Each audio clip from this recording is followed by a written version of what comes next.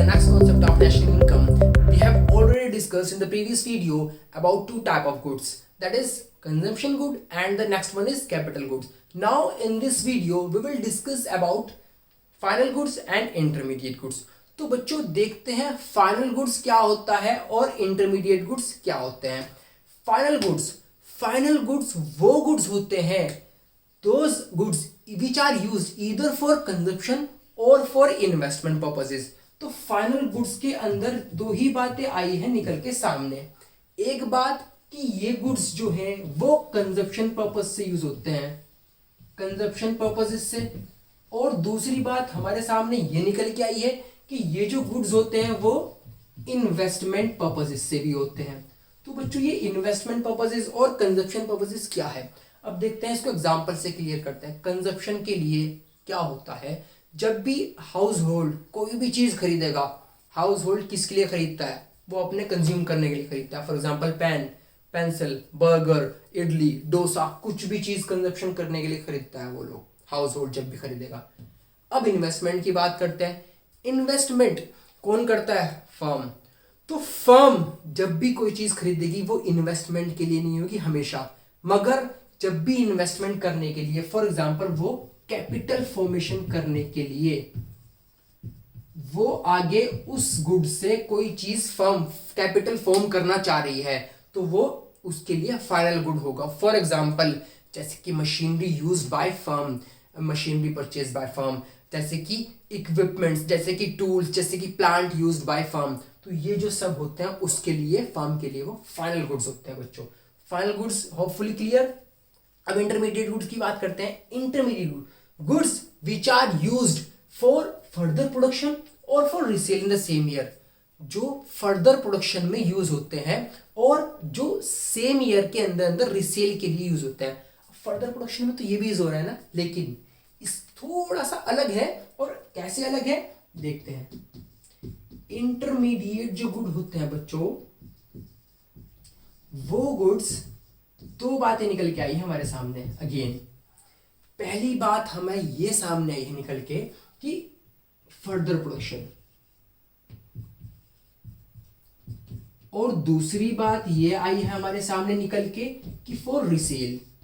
तो बच्चों ये फर्दर प्रोडक्शन का मतलब ये होता है ये as a raw material, as a raw material ही यूज होते हैं. अगर हम इनको यूज करेंगे तो वो रॉ मटेरियल के तौर पर यूज होगा. और कभी भी कोई भी चीज रीसेल के लिए आप लोग खरीदते हो, फॉर एग्जांपल मोबाइल, अगर हम लोग हाउस होल्ड लोग मोबाइल खरीदते हैं तो वो किसके लिए होगा, हम अपने कंज्यूम करने के लिए खरीदेंगे तो वो फाइनल गुड होगा. मगर रिसेल करने के लिए कौन खरीदता है, मोबाइल आउटलेट, मोबाइल शॉप्स जो होती हैं, गिफ्ट शॉपी वगैरह जो होते हैं, ये लोग वो क्या करते हैं, वो लोग मोबाइल किस लिए खरीदते हैं बच्चों, वो लोग बेचने के लिए खरीदते हैं. तो उसके लिए वो क्या हो गया, इंटरमीडिएट गुड्स हो गया. रॉ मटेरियल कैसे हो सकता है भाई, आप लोग कॉफी पीते हो, कॉफी के अंदर क्या क्या इंक्लूडेड होता है, कॉफी बीन्स, शुगर, मिल्क, ये तीनों बन के कॉफी बन, ये तीनों मिलकर कॉफी बन जाती है. अब जब ये जो तीन चीजें हैं यही तो इंटरमीडिएट गुड्स हैं, इन तीनों की वैल्यू मिलकर क्या बन गई है, फाइनल गुड्स बन गया है. तो वो जो raw material completely used up होता है. देखो ट्रिक बताता हूं याद करने की. फाइनल गुड्स के बारे में दो बातें याद रखनी है. पहली बात, ये कभी भी रिसेल के लिए नहीं होता. फाइनल गुड्स जब भी परचेज होगा कभी भी परचेज रिसेल के लिए नहीं होता. दूसरी बात, फर्दर ट्रांसफॉर्मेशन, यहां पे लिख देता हूं, कोई भी इसके अंदर फर्दर ट्रांसफॉर्मेशन नहीं होती. कोई भी further transformation is not required in this type of goods. Further transformation means जैसे आपने कॉफी पी थी, कॉफी में आप तीन चीज लाए थे, milk plus sugar plus coffee beans.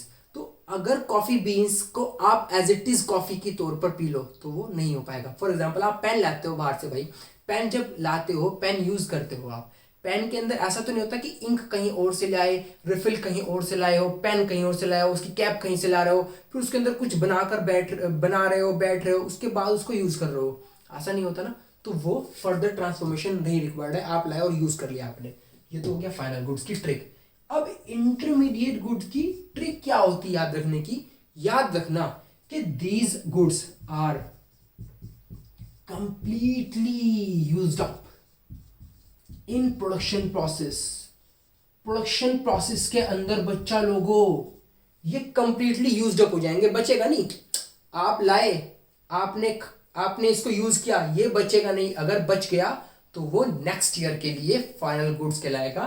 तो इस वजह से ये कंप्लीटली यूज्ड अप हो जाएगा। तो याद रखने वाली बात ये है इसके अंदर कि ये दोनों किस टाइप से आप आइडेंटिफाई कर सकते हो। ये तो हो गया पहला पॉइंट। अब देखते हैं दूसरा पॉइंट क्या कहता है बच्चों। दूसरा पॉइंट ये कहता है कि भाई ये जो है ना, तो ये तो जो फाइनल गुड्स होते हैं नेशनल इनकम में भी काउंट होते हैं जब आप काउंटिंग करते हो, और डोमेस्टिक इनकम में भी काउंट होते हैं।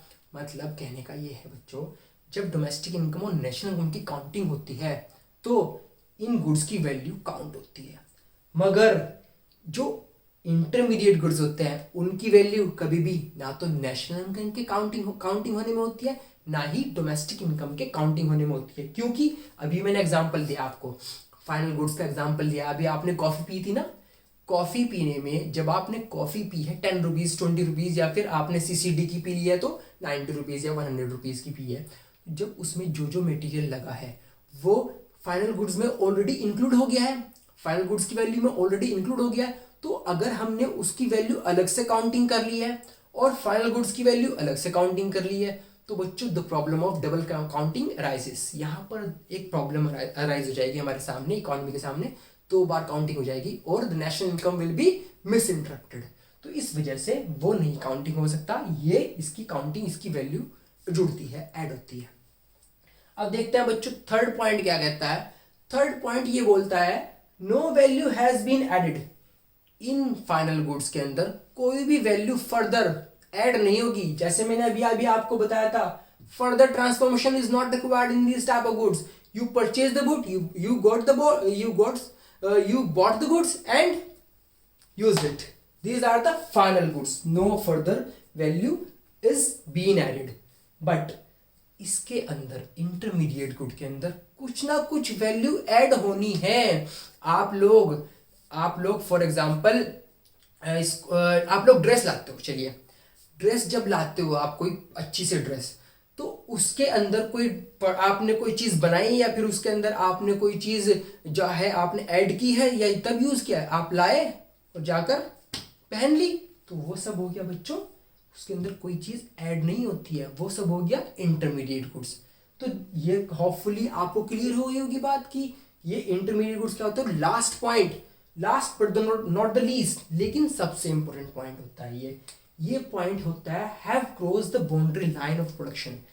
देखो ये बाउंड्री लाइन क्या है। अब ये मत बोलना कि सचिन तेंदुलकर छक्के मार रहा है, नहीं, यहाँ बाउंड्री लाइन वो वाली बात नहीं है। यहाँ बाउंड्री लाइन क्या है बात बच्चों, ये जो बाउंड्री लाइन है ये प्रोडक्शन की बाउंड्री लाइन है, ये फैक्ट्री की बाउंड्री लाइन कह सकते हो आप। एक प्रोडक्शन यूनिट से दूसरी प्रोडक्शन यूनिट की कह सकते हैं हम लोग। तो ये जो है फाइनल गुड्स यहां से बाहर होते हैं, इस लाइन से, इस प्रोडक्शन की लाइन से बाहर होते हैं, जो because they are ready to use, इस प्रोडक्शन लाइन से बाहर हो गए। और जो इंटरमीडिएट गुड होंगे बच्चों, वो गुड्स वो हमेशा इस प्रोडक्शन लाइन के अंदर अंदर रहेंगे।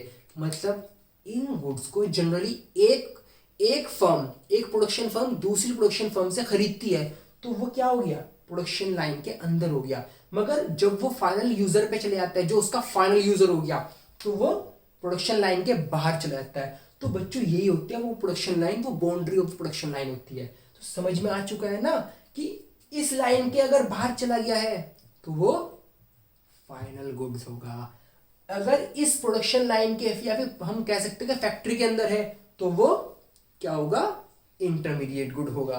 तो बच्चों ये तो हो गया इसका एग्जाम्पल कि हम कैसे इसको देख सकते हैं बाउंड्री लाइन को। अब अगर क्वेश्चन आता है बोर्ड्स में 2 टाइप ऑफ क्वेश्चन आ सकते हैं इसके अंदर। 1 type we have already discussed, that is इसके बीच का डिफरेंस क्या होता है। लेकिन अगर टेक्निकल क्वेश्चन आ जाता है, टेक्निकल क्वेश्चन कैसा होता है, टेक्निकल क्वेश्चन तो टेक्निकल होता है भाई। टेक्निकल क्वेश्चन होता है बच्चों हाउ टू क्लासिफाई हम क्लासिफाई कैसे कर सकते हैं कि whether it is final good good और whether it is intermediate good, कि इसमें से कौन सा क्या है। तो बच्चों बहुत ध्यान से सुनना एक बात, बस आपके माइंड में सेट होने वाली है एक बात। वो बात ये है कि जब भी आपको देखना हो कि ये फाइनल है या इंटरमीडिएट गुड है, तो आपको इसका नेचर ऑफ यूज या फिर टाइप ऑफ यूज, इसका यूज देखना पड़ेगा कि इसको यूज कौन कर रहा है या फिर इसका यूज क्या है। एग्जाम्पल देता हूं, चलिए एग्जाम्पल मिल्क। अगर मिल्क कोई भी बंदा, या तो हाउस होल्ड होता है वो या फिर फर्म। अब बच्चों जब भी हाउस होल्ड मिल्क खरीदेगा, जब भी हाउस होल्ड मिल्क खरीदेगा तो वो किसके लिए खरीद रहा है? अपनी प्रोडक्शन करने के लिए या फिर किसके लिए, या फिर अपनी कंजप्शन करने के लिए। तो वो उसके लिए फाइनल गुड होगा। और अगर फर्म खरीद रही है मिल्क, ये टी स्टॉल वाला मिल्क खरीद रहा है अगर, तो बच्चों वो कहीं पीने के लिए, वो अगर अपनी कंजप्शन के लिए खरीद रहा है तो उसके लिए वो फाइनल है। मगर वो टी स्टॉल में उसको टी बनाने के लिए खरीद रहा है तो वो उसका इंटरमीडिएट गुड है, क्योंकि this milk is completely used up in the production process. समझ रहे हो ना बच्चों? तो एग्जांपल और देते हैं। फॉर एग्जांपल बिस्किट वाला देख लेते हैं। आप लोग बिस्किट खरीदते हो हाउस होल्ड, तो वो कंजप्शन के लिए होगा, तो वो क्या होगा? उसका फाइनल यूजर है, फाइनल यूजर के पास जा रहा है तो वो फाइनल गुड होगा। अगर बिस्किट कोई फर्म खरीदती है, उसको किसके लिए खरीदेगी वो बच्चों? रिसेल करने के लिए खरीदेगी, रिसेल ही तो करेगी ना। तो रिसेल जब करने के लिए कोई भी चीज खरीदी जाती है तो वो क्या होता है? बोलो बोलो, इंटरमीडिएट गुड होता है। तो बच्चों होपफुली यहां पर क्लियर हो गई होगी बात कि कैसे क्लासिफाई करते हैं। अब मैं कुछ एग्जांपल देता हूं आपको। मान लीजिए पेपर परचेज बाय पब्लिशर। अब जो पब्लिशर है उसने पेपर परचेज किया है, तो बच्चों पब्लिशर कौन है? एक फर्म है, उससे वो कुछ आगे फर्दर प्रोडक्शन करेगा, तो इसलिए उसके लिए क्या हो जाएगा? It is intermediate. और अगर यहां पर पेपर हम लोग, आप लोग, हाउस होल्ड लोग खरीदते हैं, तो वो हमारे लिए क्या हो जाएगा? इंटरमीडिएट गुड नहीं होगा, वो फाइनल गुड होगा। तो बच्चों देखना क्या है, वो हमारे लिए फाइनल गुड हो जाएगा। हमें अगर कभी भी क्लासिफिकेशन आ जाती है, तो क्लासिफिकेशन करने के टाइम बच्चों हमें ये देखना है कि उसका यूज किस टाइप से हो रहा है। इससे हम ऐसे इजीली आइडेंटिफाई कर सकते हैं कि कौन सा गुड क्या हो सकता है। तो बच्चों ये तो थी इस वीडियो की बात। अब लास्ट में अगेन मैं आपको बोलना चाहूंगा, अगर आपको कॉन्सेप्ट बिल्कुल क्लियर हो गया हो और अगर आपको मेरी वीडियो पसंद आई हो, तो प्लीज लाइक द वीडियो और ज्यादा से ज्यादा शेयर कीजिए और प्लीज सब्सक्राइब जरूर कर लीजिएगा।